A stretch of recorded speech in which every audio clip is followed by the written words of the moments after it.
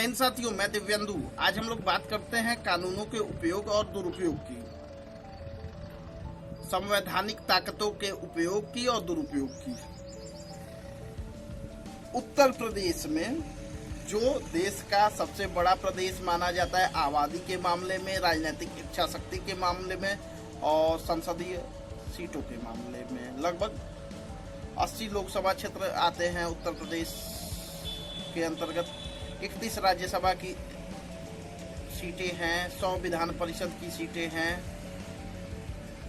तो उत्तर प्रदेश की चर्चा देश में ही नहीं बल्कि विदेशों में ही होनी आम बात है। एक दौर हुआ करता था जब 70 का दशक था, जब विपक्ष के लोग सत्ता पक्ष की किसी नीति का या सत्ता पक्ष का विरोध करते थे तो उन्हें अमेरिकन एजेंट की संज्ञा दी जाती थी सत्ता पक्ष के लोगों के द्वारा। आपातकाल के ही दौर में जिन जन नेताओं ने, जिन पत्रकारों ने या जन सरोकार से जुड़े लोगों ने सरकार के खिलाफ आवाज बुलंद की, आवाज उठाई, उनको शिक्षों में डाल दिया गया। उनको भगवान श्री कृष्ण की जन्मस्थली की यात्रा करनी पड़ गई थी। इंडियन एक्सप्रेस की छपी एक रिपोर्ट के अनुसार, जो कि 6 अप्रैल 2021 को छपी है, उसके अनुसार जनवरी 2018 से दिसंबर 2020 के बीच में 120 लोगों के ऊपर राष्ट्रीय सुरक्षा कानून के तहत मुकदमा दर्ज हुआ है। आइए समझते हैं राष्ट्रीय सुरक्षा कानून है क्या। NSA, नेशनल सिक्योरिटी एक्ट, इसके तहत उन लोगों के खिलाफ मुकदमा पंजीकृत किया जाता है जिनसे देश को किसी भी प्रकार का खतरा महसूस होता है, उनसे लगता है कि वो देश के लिए खतरा बन सकते हैं। उनके खिलाफ NSA के तहत कार्रवाई होती है, जिसकी संतुष्टि सूबे की सरकार करती है।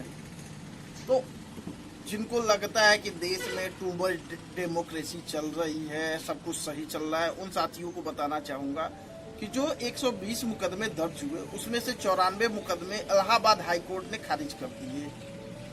और इलाहाबाद हाईकोर्ट ने खारिज करते हुए ये भी कहा कि सूबे की सरकारें इस पे मंथन करें कि कहीं वो अपने संवैधानिक अधिकार का दुरुपयोग तो नहीं कर रही हैं।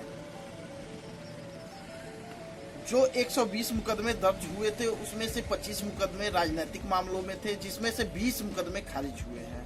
तो कहीं ऐसा तो नहीं जो सूबे में सरकार के खिलाफ अपनी आवाज बुलंद कर रहे हैं, सरकार की किसी नीति की आलोचना कर रहे हैं, उनको लक्ष्य बनाया जा रहा है, उनको टारगेट किया जा रहा है। क्योंकि 25 में से 20 मुकदमे खारिज होने ये चिंता का विषय है, सरकार के लिए भी, विपक्ष के लिए भी, संविधान के लिए भी, देश के लिए भी। क्योंकि कहीं ना कहीं ये मामले गलत रहे होंगे। अगर सही है तो सरकार के लिए चिंता का विषय है कि विवेचना में उनके विभागीय लोगों ने चूक की, उत्तर प्रदेश पुलिस ने विवेचना में लापरवाही बरती होगी, तभी ये लोग बचे होंगे। तो सब मिला जुला कि ये मंथन का विषय है, चर्चा का विषय है, पक्ष के लिए भी विपक्ष के लिए भी। चर्चा के विषय में इस समय चर्चा तो ये भी है कि कोविड के केसेज लखनऊ में इतने बढ़ गए, इस कदर हावी हैं कि लोग शमशान घाट के बाहर घंटों कतारें लगा के खड़े रह रहे हैं क्योंकि स्पेस नहीं मिल रहा है। तो मित्रों, बाहर जाने की जरूरत नहीं है, बच के रहने की जरूरत है। अभी उस मुद्दे पे ना जाके हम अपराध, राजनीति और कानूनों के दुरुपयोग की बात करते हैं।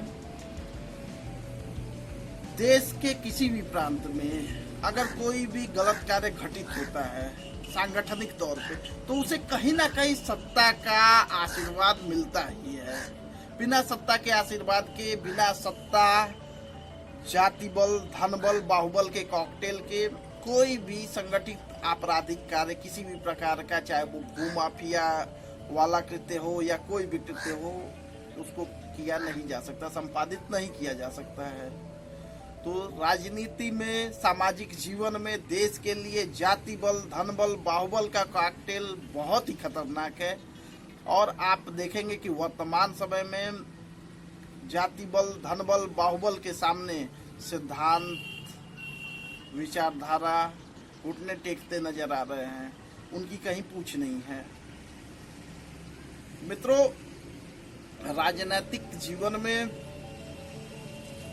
आगे जाने की चाह सबकी होती है, लेकिन इसका ये मतलब कतई नहीं कि हम आपराधिक लोगों का संरक्षण ले, आपराधिक लोगों को बढ़ावा दें। इससे राजनीतिक विचारधारा की हम तुरंत तत्काल हत्या कर देते हैं।